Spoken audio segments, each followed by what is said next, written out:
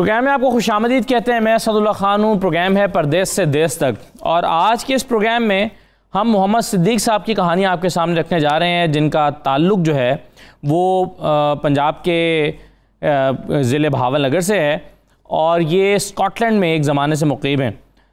इनके पास एक ज़रई रकबा था, कोई 77 कनाल और 18 मरले पर मुहित, और इनके बकौल इस पर इनके भतीजे खालिद नवीद ने जाली मुख्तारनामा बनाकर कब्ज़ा कर लिया, मतलब मालिक बन गए, और फिर इसको आगे मोहम्मद अशरफ नामी शख्स को फ़रोग़ कर दिया 60 लाख रुपए में, और इसमें से भी कुछ हिस्सा अशरफ नामी जो शख्स हैं उन्हें अब्दुल हक चट्ठा को फ़रोग़ कर दिया है।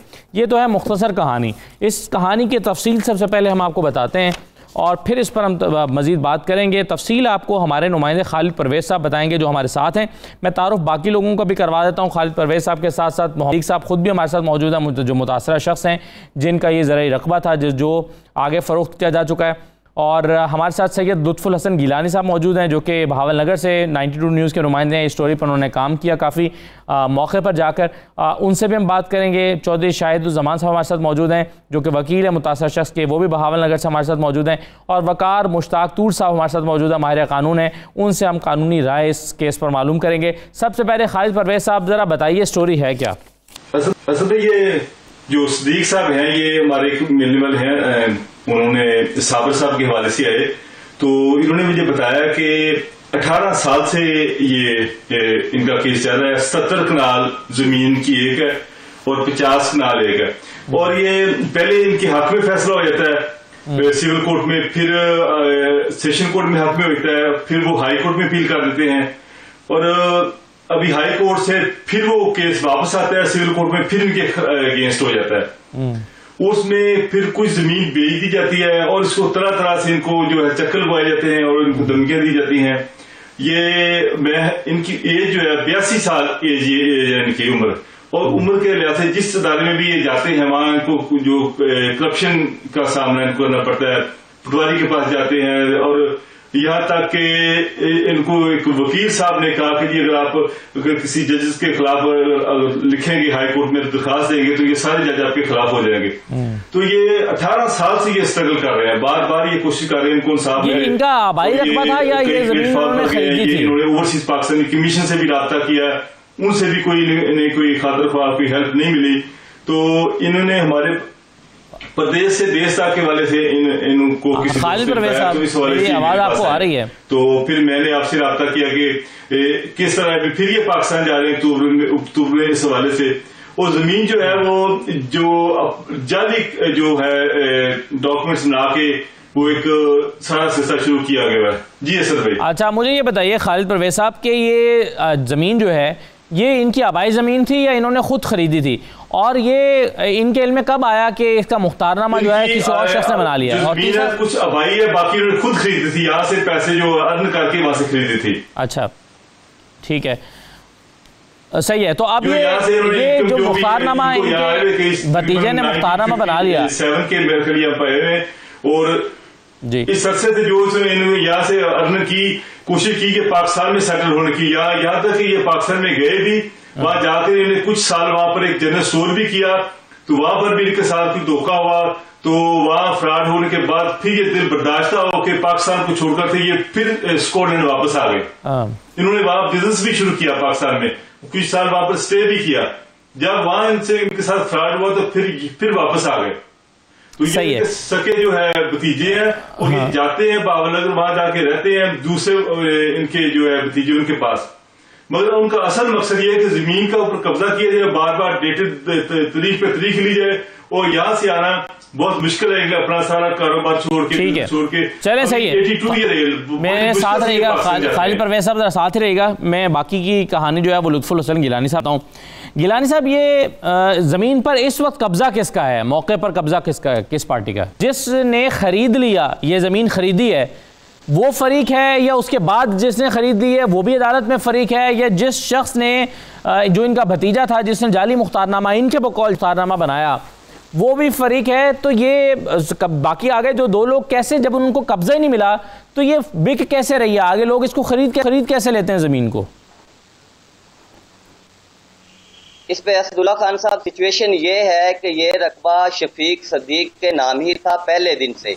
ठीक है। तो इसका जो कजन है, इसका चचा का बेटा है खालिद नवीद, उसने 1995 में एक मुख्तियार आम बनाया शफीक सदीक के नाम से। उसका असल नाम शफीक सदीक है, लेकिन चूंकि मुबैना तौर पे इसने जो है मुख्तियार आम बनाया था वो मोहम्मद शफीक के नाम से बनाया था।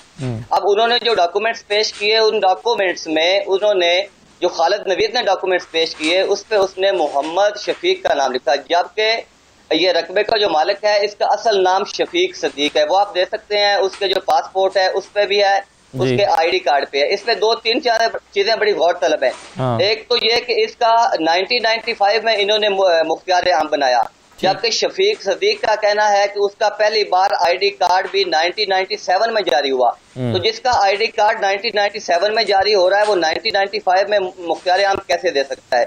दूसरी बात, एम्बेसी ने इस बात को श्योर किया कि शफीक सदीक नामी बंदा 95 में पाकिस्तान में था ही नहीं।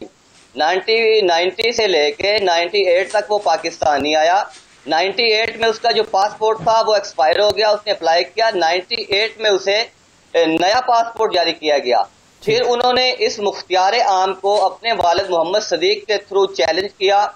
जब चैलेंज किया एम्बेसी के थ्रू, तो वो ऐसी मुतलका जो मजिस्ट्रेट था उसने शफीक सदीक को पाकिस्तान बुलाया। 1998 में शफीक सदीक पाकिस्तान पहली दफा आया और उसने आके अपने जो असिस्टेंट कमिश्नर हैं उनके सामने पेश हुआ, अपने असल अंगूठे उसने लगाए, जो कि उसकी फॉरेंसिक हुई, उसकी वेरिफिकेशन हुई। उस वेरिफिकेशन के बाद ये डिसाइड हुआ कि ये जो खालिद नवीद नामी ने मुबैना तौर पे मुख्तियार आम बनाया है ये बोगस है, 2 नंबर है, इसका कोई वजूद नहीं है, और जो असल बाद में आए हैं वो ही मालिक को काबज है। फिर ये इसने चलाकी करते हुए मुबैना तौर पर यह रकबा 2 जगह आगे बेच दिया। एक अशरफ नामी बंदे को और एक और बंदा था, दूसरा हासिलपुर, हमारी बहावलपुर के साथ इलाका है, वो बंदा फौत हो चुका है। लेकिन पहले दिन से लेके आज तक इस रकबे का जो कब्जा है वो शफीक सदीक साहब के पास ही है।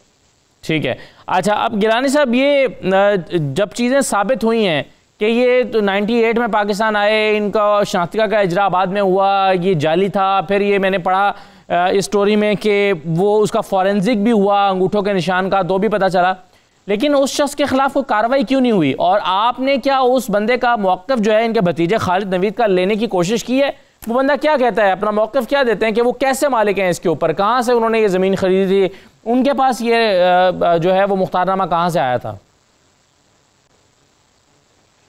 जी बिल्कुल, इस पे ये हुआ कि जब असिस्टेंट कमिश्नर साहब ने इसकी वेरिफिकेशन की और इसके शफीक सदीक साहब के वो अंगूठे साबित नहीं हुए, ये मुख्तियार आम था जो जाली और बोगस साबित हुआ, उन्होंने एक FIR का हुक्म दिया, जो कि थाना सिटी A डिवीजन में FIR भी खालिद नवीद के नाम 420, 468, 471 की दर्ज हुई।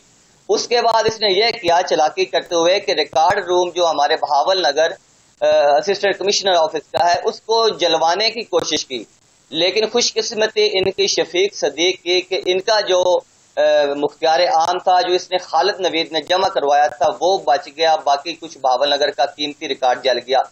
उस पर भी इस शख्स के नाम खालिद नवीद के नाम FIR दर्ज हुई, लेकिन वो छोटी मोटी सजा भुगत के तो वह भी बाहर फिर रहा है। मुवक्कफ के बारे में पिछले 2 रोज से मैं इससे मुसलसल राब्ते में राब्ता कर रहा हूँ।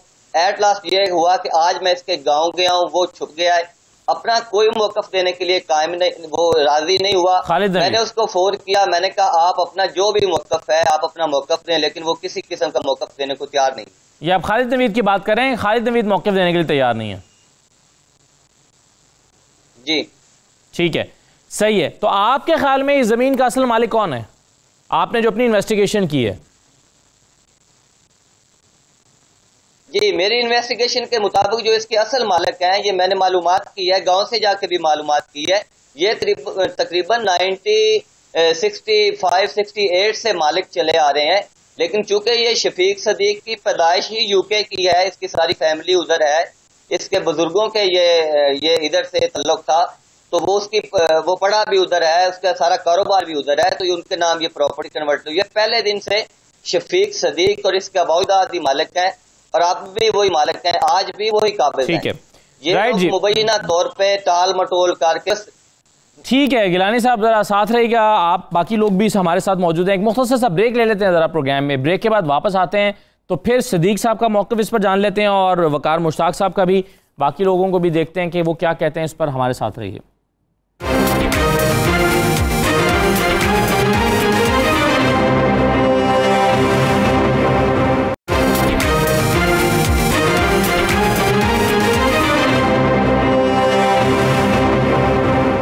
ब्रेक के बाद आपको दोबारा खुशामदीद कहते हैं।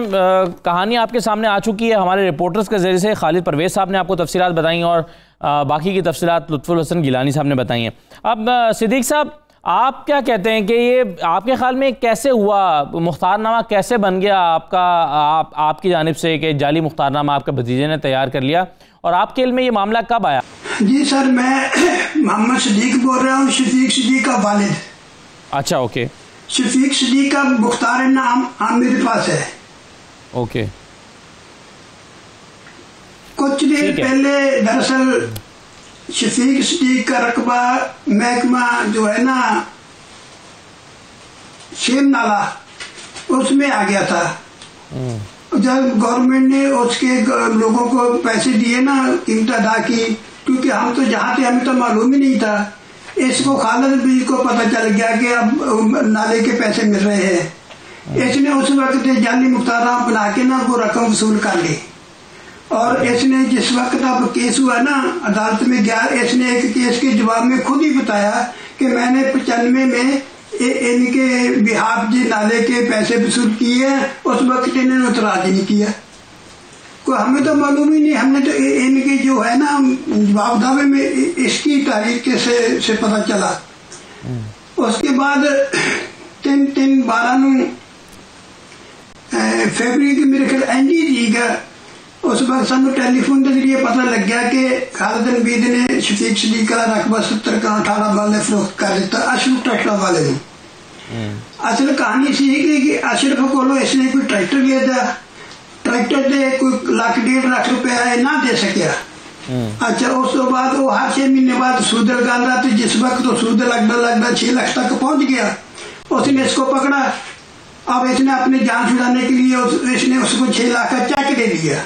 चेक बैंक गया, बाउंस हो गया, और उसके पास प्रूफ आ गया। उसने थ्रू द पुलिस इसको फिर अंदर करवा दिया।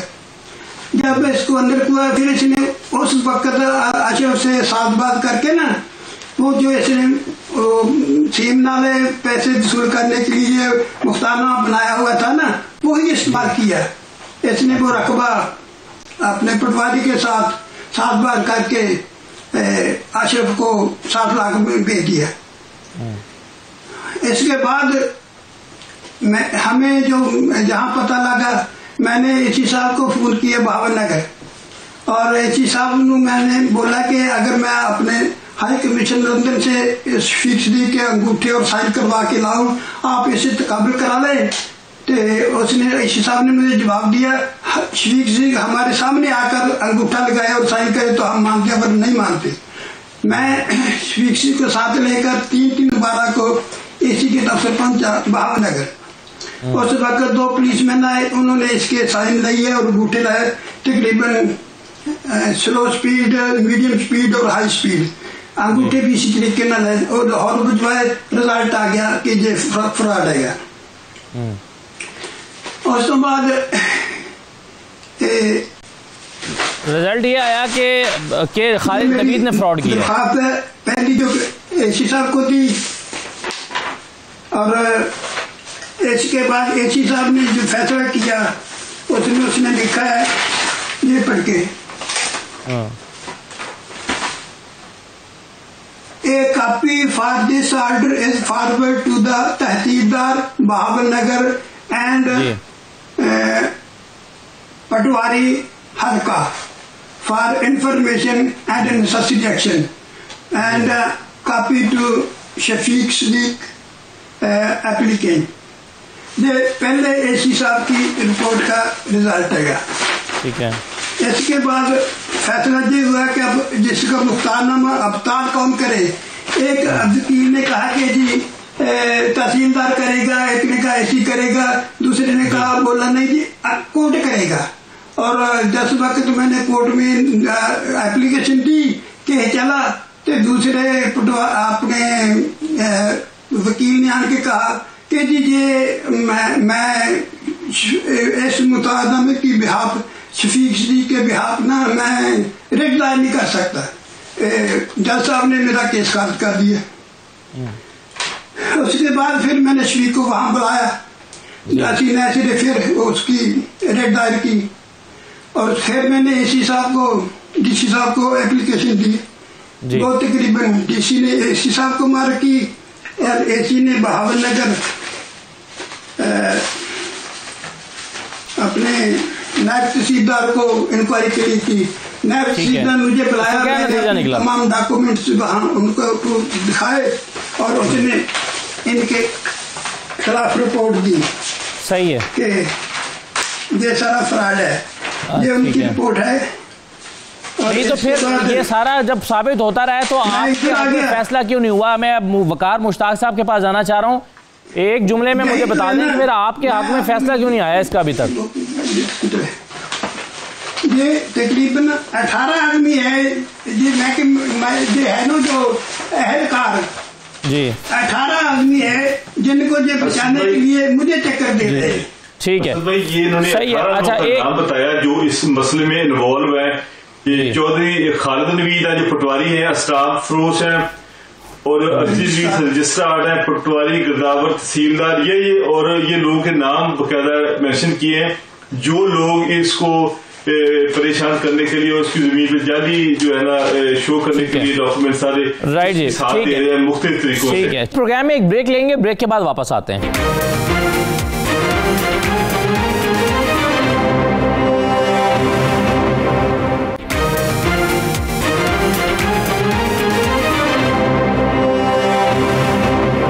प्रोग्राम में दोबारा खुश आमदीद। वकार मुश्ताक साहब, आपसे ज़रा आपने देख लिया तफसील से, आपको हम इंतज़ार की ज़हमत इसलिए देते हैं कि ताकि आपके सामने सारी स्टोरी आ जाए, आप फिर उस पर कमेंट कर सकें, अपनी कानूनी राय का इजहार कर सकें। तो वकार साहब आप ज़रा पहले बता दीजिए, फिर मैं शाहिद-उज़्ज़मान साहब से पूछता हूँ जो उनके वकील हैं, आपके ख्याल में कौन से कानूनी रास्ते इन्होंने इस्तेमाल नहीं किए? बहुत सारे कह रहे हैं कि हम फ़लाँ जगह पर गए, फ़लाँ जगह पर गए, तो अगर उसके बाद भी इनके हक़ में फ़ैसला नहीं हुआ तो आपके ख्याल में सुकुम कहाँ पर रहा वकार मुश्ताक साहब? जी बिस्मिल्लाहिर्रहमानिर्रहीम। बुनियादी तौर पर जो पहले ये बता रहे हैं कि पावर ऑफ अटर्नी जो था वो जाली साइनों के साथ बना और वो यूज़ हुआ महकमा माल में, रेवेन्यू डिपार्टमेंट में। अब साथ ये भी सुना कि एक FIR दर्ज हुई थी 420, 468, 471 जो कि जिसका मतलब ये है कि फ्रॉड हुआ था, एक जाली डॉक्यूमेंट तैयार हुआ था और वो डॉक्यूमेंट फिर किसी इलीगल पर्पस के लिए इस्तेमाल हुआ था। अब अगर ऐसा कोई मामला होता है कि अगर कोई जाली पावर ऑफ अटर्नी बनाकर जाली साइन अंगूठों के साथ उसको पेश करता है तो मेरा तजुर्बा ये कहता है कि ज़ाती तौर पर वो शख्स सिर्फ इन्वॉल्व नहीं होता, उसमें सारे के सारे वो पब्लिक सर्वेंट इन्वॉल्व होते हैं जिन्होंने उस पावर ऑफ अटर्नी को गलत तौर पर इस्तेमाल करने में उसकी मामनत की होती है। यानी आप कह रहे हैं तहसीलदार, पटवारी, स्टाम्प फरोश ये सब इसमें शामिल होंगे? जी बिल्कुल उसमें शामिल होंगे। और अगर अब मुझे नहीं पता कि जब वो FIR कटी थी तो वो पुलिस के पास कटी थी या एंटी करप्शन एस्टेब्लिशमेंट में कटी थी, क्योंकि ये केस डायरेक्टली फिर एंटी करप्शन एस्टेब्लिशमेंट का हो जाता है अगर उसमें कोई पब्लिक सर्वेंट इन्वॉल्व हो। और इसके अंदर 100% इस तरह के केसेस में कभी भी ये हो नहीं सकता कि जितना पटवारी का और जितना रेवेन्यू के डिपार्टमेंट के लोगों का तजुर्बा होता है रोज़ाना का कागजात की जांच पड़ताल करने का, कि उनकी मर्जी, मंशा और उनकी शमूलियत के बगैर इस तरह का कोई फ्रॉड किया जा सके। ये तो हो गया एक मामला। अब दूसरा, बारहा जिस तरह मैं मुख्तलिफ प्रोग्रामों में ये कहता हूँ कि हमारे ओवरसीज़ पाकिस्तानी जो हैं वो एक गलती ये करते हैं कि वो क्रिमिनल साइड पर तो केसेस को परसू करते हैं या इदारों के साथ तो वो कमीशन के थ्रू या किसी तरह दरखास्तें वगैरह देते हैं, लेकिन वो थ्रू प्रॉपर चैनल उसको सिविल कोर्ट में मामले को नहीं लेकर आते, क्योंकि ये असूल तय है कि आपको आपका सिविल राइट, आपकी प्रॉपर्टी का कब्जा, आपकी प्रॉपर्टी की मलकियत, आपकी प्रॉपर्टी से मुतल्लिका जो भी आप ग्रीवेंस आपका है वो सिर्फ और सिर्फ आपको सिविल कोर्ट हैंडल करके देती है। बाकी इस केस में तो ये सिविल कोर्ट के पास गए हैं ना जी वकार साहब, क्या नहीं गए? अब इसमें मुझे नहीं पता कि सिविल कोर्ट में गए हैं या नहीं गए। अगर ये नहीं गए तो इनको सिविल कोर्ट में ही बेसिकली जाना चाहिए, क्योंकि वहां पर जब कोई डिस्प्यूटेड कोई फैक्ट हो तो वो एविडेंस के सिविल कोर्ट से ही उसका फैसला आ सकता है। फिर उसके बाद उसकी ज़ाहिर अपीलें हैं और फिर कानूनी रास्ते हैं दोनों साइड के लिए। लेकिन मेरी इस मामले में यही अर्ज है कि ये एंटी करप्शन का बेसिकली मामला है जिसमें पब्लिक सर्वेंट्स इन्वॉल्व हैं, और जो भी इनका प्रॉपर्टी से मुताल्लिक ग्रीवेंस है उसको हल करने के लिए इनको सिविल कोर्ट का दरवाजा। ठीक है, चलें ये मालूमात ज़रा शाहिद ज़मान साहब से लेते हैं जो कि वकील हैं सिद्दीक साहब के। शाहिद ज़मान साहब, एक तीन बातें ज़रा बता दीजिएगा। एक तो ये कि FIR कहाँ कटी थी, दूसरा क्या मामला एंटी करप्शन के पास भी है, तीसरा क्या आप सिविल कोर्ट में गए थे? अफसर विज साहब ने ऑर्डर कर दिया police against registration of case against Khalid Naveed ji, और साथ ही डायरेक्शन दी कि आप सिविल कोर्ट में जाएं, क्योंकि ये अबतालनामे का केस नहीं है, ये कैंसिलेशन ऑफ डॉक्यूमेंट्स का केस है। उस वक्त हाजी सिद्दीक साहब के पास जो पावर ऑफ अटॉर्नी था वो तो embassy, British embassy, Pakistani British embassy के जरिए था। उसमें एक लफ्ज लिखा हुआ था इंटरमेट। उस पावर ऑफ अटॉर्नी के तहत सिद्दीक साहब ने यहाँ पे सिविल सूट फाइल किया कैंसिलेशन ऑफ डॉक्यूमेंट्स के लिए, जिसमें पावर ऑफ अटॉर्नी को चैलेंज किया और उस रजिस्ट्री को चैलेंज किया और म्यूटेशन को चैलेंज किया जो in favour of Chaudhary Ashraf था। वो 2014 में टेक्निकल वजूहात की बिना पर एक ज़ाब्ता दीवानी में एक होती है 711 टेक्निकल वजूहात के दावा हमारा खारिज हो गया। उसके अगेंस्ट हम अपील में गए। मीनवाइल हमने शफीक को दोबारा बहावल में बुलाया और उससे दोबारा फिर हमने power of attorney registered in favour of Haji Siddique Sahab वो लिया और फिर with the permission of honourable court हमने दोबारा वो सिविल सूट में दावा उस डॉक्यूमेंट्स को चैलेंज कर दिया। ठीक है, अब जब ये हमने प्रॉपरली ये चैलेंज कर दिया। हेलो जी जी जी जी, कहिए, सुन रहे हो? जी जी, तो वो उन्होंने मिसलीनियस एप्लीकेशन देनी शुरू कर दी। सिद्दीक ये अशरफ वगैरह ने और खालिद नवीद ने हर पेशी पे जब एक एप्लीकेशन का फैसला होता तो अगली पेशी पे कोई और जो है ना वो पेशी एप्लीकेशन दे देते। तो इस तरीके से ये लिंगर ऑन होता रहा। अब केस ट्रांसफर होके एक जज साहब, बहुत अच्छे जज साहब आए, नवीद अंजम साहब, उनके पास जब आया तो मैंने उनको सारी बताया कि ये सूरत हाल है। और हाजी सिद्दीक साहब ने 6 महीने गुजारने हैं तो 6 महीना वापस इन्होंने बरतानिया जाना होता है। तो फिर जाके आप हमारा 2017 में अब मार्च 2018 में हाजी सिद्दीक साहब का बयान कलम बंद हुआ है। और उसके बाद आप 5 सितंबर की डेट है फॉर एविडेंस ऑफ डिफेंडेंट्स, ये अशरफ वगैरह की।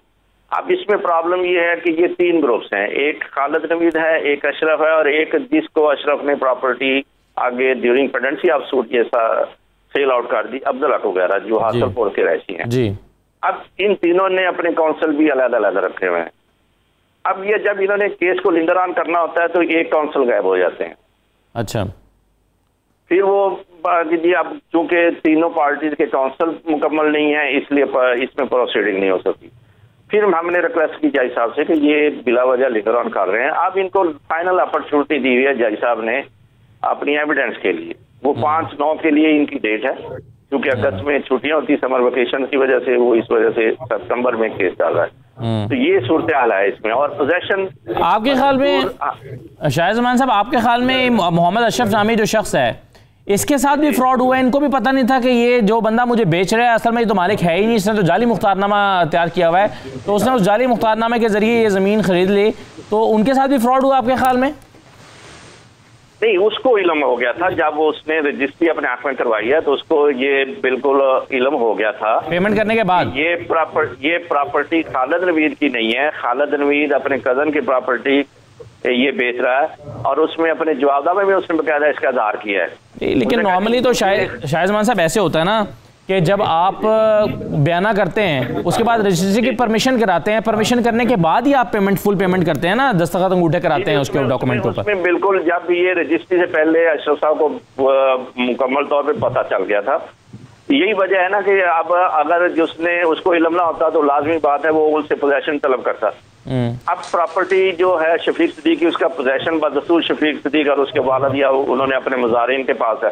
अशरफ के पास तो कभी भी इस प्रॉपर्टी का पोजेशन नहीं आया। अब जो आदमी 60 लाख या 50 लाख में प्रॉपर्टी खरीद रहा है डॉक्यूमेंट के हिसाब से, लेकिन एक्चुअली पेमेंट जो हमारे इल्म के मुताबिक वो जो 8 लाख या 9 लाख खालिद नवीद ने देना था अशरफ का, वही हुआ और उसमें 1-2 लाख रुपया और उन्होंने खालिद नवीद को दिया। यानी आप ये कह रहे हैं कि अशरफ, मोहम्मद अशरफ नामी शख्स ने ये सस्ती जमीन खरीद ली और कहा कि यार मैं खुद ही निबड़ लूंगा, तुम मुझे दो, तुम निकलो इसमें से। उन्होंने कहा जी क्योंकि ये बहुत बड़ा नाम है भावलनगर में, एम्बेसी फर्गूसन की इनके पास एजेंसी है, बहुत बड़े बिजनेसमैन है, इन्होंने कहा जी पोजेशन की बात नहीं, पोजेशन मैं खुद ले लूंगा। ठीक है। लेकिन वो हाजी सदीक साहब वगैरह की खुशकिस्मती कि चूंकि ओवरसीज पाकिस्तानी होने की वजह से उनको ये प्रोटेक्शन मिलती रही, बर वक्त पुलिस एक्शन कर लेती थी। उन्होंने कई दफा कोशिश की पोजेशन लेने की, लेकिन हम फौरी तौर पे पुलिस को इन्फॉर्म कर देते थे।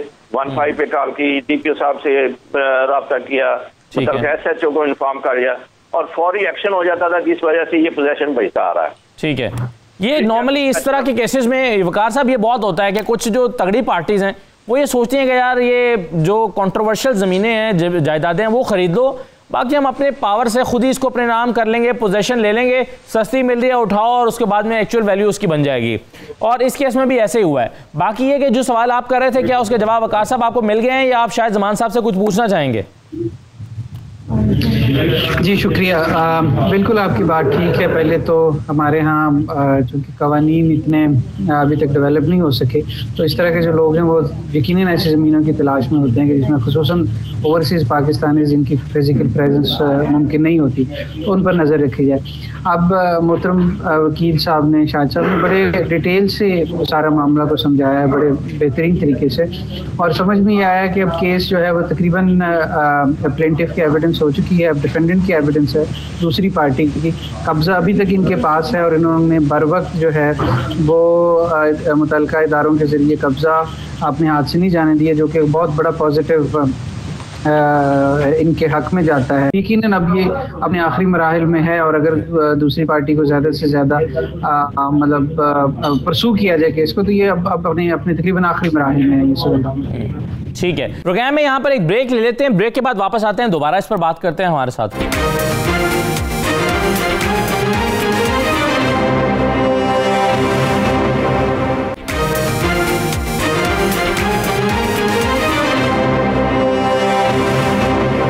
प्रोग्राम में दोबारा खुश आमदी। अच्छा लुत्फुल हसन गिलानी साहब, एक चीज़ मैं आपसे जानना चाहूँगा, आपने पहले भी बताया कि आपने रब्ता करने की कोशिश की खालिद नवीद को, लेकिन आपका रब्ता इस्टेब्लिश नहीं हो सका उनसे। लेकिन सवाल मैं आपसे ये जानना चाहूँगा कि क्या उनके किसी वकील से, उनके किसी भाई से, किसी फैमिली मेम्बर से, या उनका कोई जो रिप्रेजेंट कर रहा उनके मौक़िफ़ को, किसी ऐसे शख्स से आपका रब्ता नहीं हो पाया जो ये कम से कम बता सके कि वो कहते क्या हैं इस पर, ये कि भाई वो उन्होंने ये ज़मीन खरीदी? जाहिर है वो तो ये कहेंगे जी हमने तो ये ज़मीन खरीद रखी है, तो फिर वो बताएंगे कि हमने ये ज़मीन किससे खरीदी है। तो डेफिनेटली अगर इसका ये रिकॉर्ड ये आ रहा है कि शफीक सदीक का नाम है, तो वो कहेंगे कि मैंने शफीक सदीक से खरीदी है। तो इस तरह का कोई मौक़िफ़ किसी से आपको मिल पाया या बिल्कुल नहीं मिला? जी असदुल्ला खान साहब, इस पे गुजारिश मैं ये करूँगा कि ये खालिद नवीद का छोटा भाई नदीम साहब है, जिनसे मेरी मुलाकात हुई है, मेरी टेलीफोन की बातचीत हुई है। कुछ अर्सा तक ये शफीक सदीक साहब के रकबे की देखभाल भी ये नदीम साहब करते रहे हैं। ये खालिद नवीद का छोटा भाई है, हकीकी भाई है, और इसको सारी बात का इल्म है, फ्रॉड का भी इल्म है, जो मुबैना तौर पे शफीक सदीक साहब कहते हैं खालिद नवीद ने किया है। लेकिन वो भी अपना किसी किस्म का मौक़िफ़, हमारी कौम का अलमिया ये है, पाकिस्तानी लोगों का जो अलमिया ये है कि ये हक बात नहीं करते, सच बात नहीं करते। मैं टेलीफोनिक राब्ते के अलावा मैं खुद इसके पास सुबह गया हूँ, नदीम के पास गया हूँ। मैंने कहा भाई आप अपना मौक़िफ़ तो दे दें, आप हक अल्लाह वाली जो बात है, अगर शफीक सदीक ने उसको मुख्तियार आम दिया है तो आप बता दें, अगर नहीं दिया, आप उनके फैमिली मेंबर हैं, छोटे भाई हैं, वो आपके कजन लगते हैं, खालिद नवीद आपका भाई है। किसी किस्म का मौक़िफ़ इन कैमरा या ऑफ कैमरा उसने देने से बिल्कुल गुरेज किया, कहता मेरा मौक़िफ़ नहीं है, अदालत में केस चल रहा है, ट्रायल हो रहा है, जो भी उसका फैसला आएगा वो सामने आ जाएगा। ठीक है, सही है। तो अब गिलानी साहब, ये मामला जो है अभी वकार मुश्ताक साहब ये कह रहे हैं कि ये हल होने के बिल्कुल करीब लगता है, तो मैं शायद जमान साहब भी हमारे साथ मौजूद हैं, तो मैं उनसे जानना चाहूँगा कि एज ए लॉयर उनकी क्या एक्सपेक्टेशन है अपने केस पर, ये कितना करीब है हल होने के? आप क्या तवक्को कर रहे हैं कि कितने अरसे में वाइंड अप हो सकता है ये केस? ये चूंकि ये केस डायरेक्शन में आ चुका है, ओल्ड केस है, तो ये नवंबर में इंशाल्लाह नवंबर तक ये फाइनल हो जाएगा। नवंबर 2018 तक। नवंबर 2018 तक फाइनल हो जाएगा।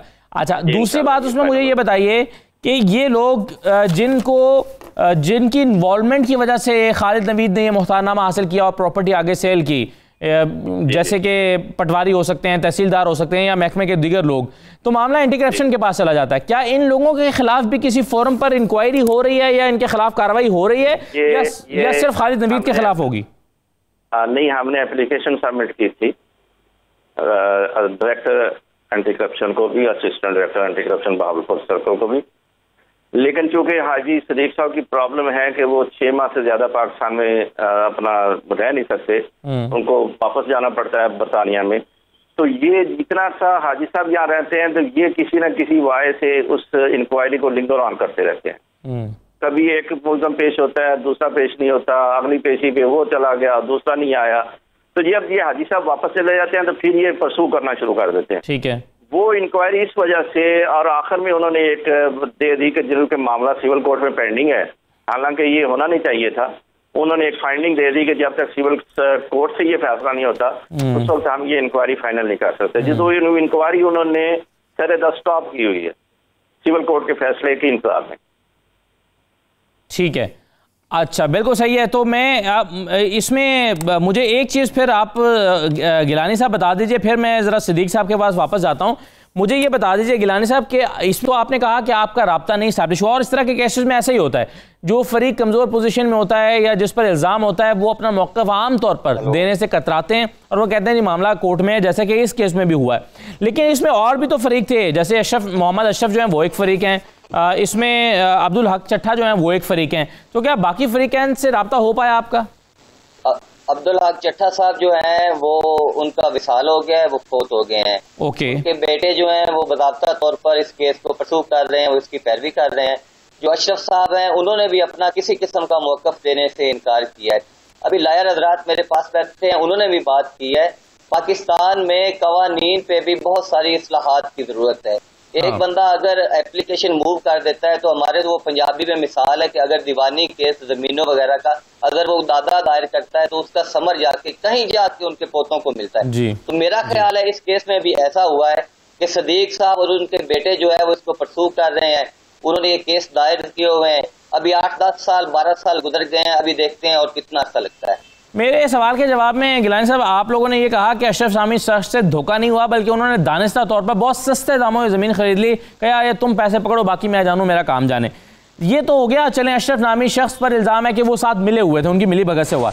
लेकिन ये अब्दुल हक चट्ठा जो हैं इन्होंने ये कैसे खरीद ली? क्या अब्दुल हक चट्ठा के साथ के इल्म में नहीं था कि ये क्या मामला है, ज़मीन का बैकग्राउंड क्या है, इस पर तो पोजेशन ही नहीं मिलेगा, या उन्होंने भी इसी नीयत से इसका कुछ हिस्सा खरीद लिया?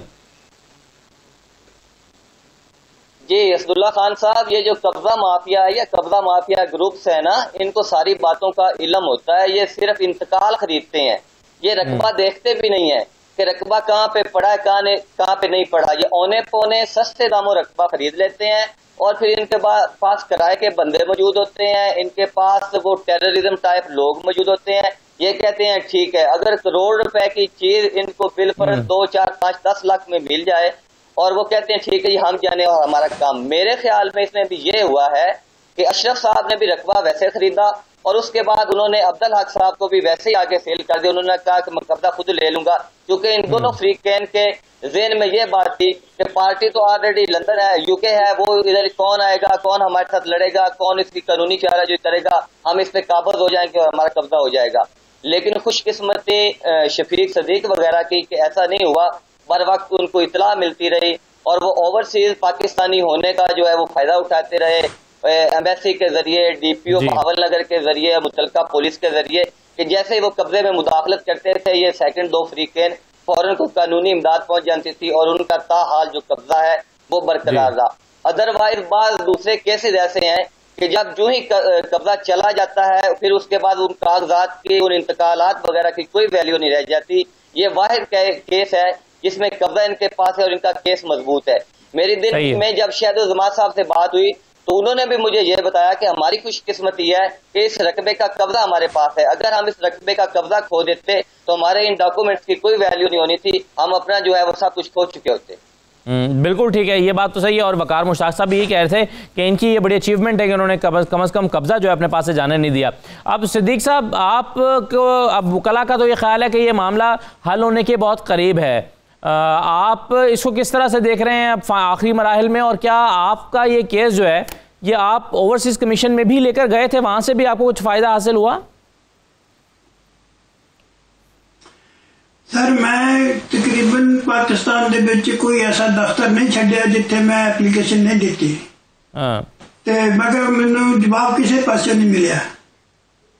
कमीशन भी दिता, DIG ने दिता, एंटी करप्शन ने दिता, और फॉरेन अफेयर ऑफिस लाहौर वाले ने भी दिता, और एहतसाब इस्लामाबाद लिखे, उन्होंने लाहौर वाले ने लिखा, लाहौर वाले ने लिखा कि भावन नगर है, उनके पास गया, उन्होंने भी जवाब दे दिया कि ये हमारा केस नहीं बनता, आप सही, इसमें हम कोई आपकी हेल्प नहीं कर सकते। जी चलें सिद्दीक साहब, लेकिन आपने जो मेहनत की उसका समारा मिलने वाला है कि आपके करप्शन के पास भी गए और उन्होंने कहा था जो पटवारी की तनख्वाह बहुत थोड़ी होती है, क्या ले लिया आपने?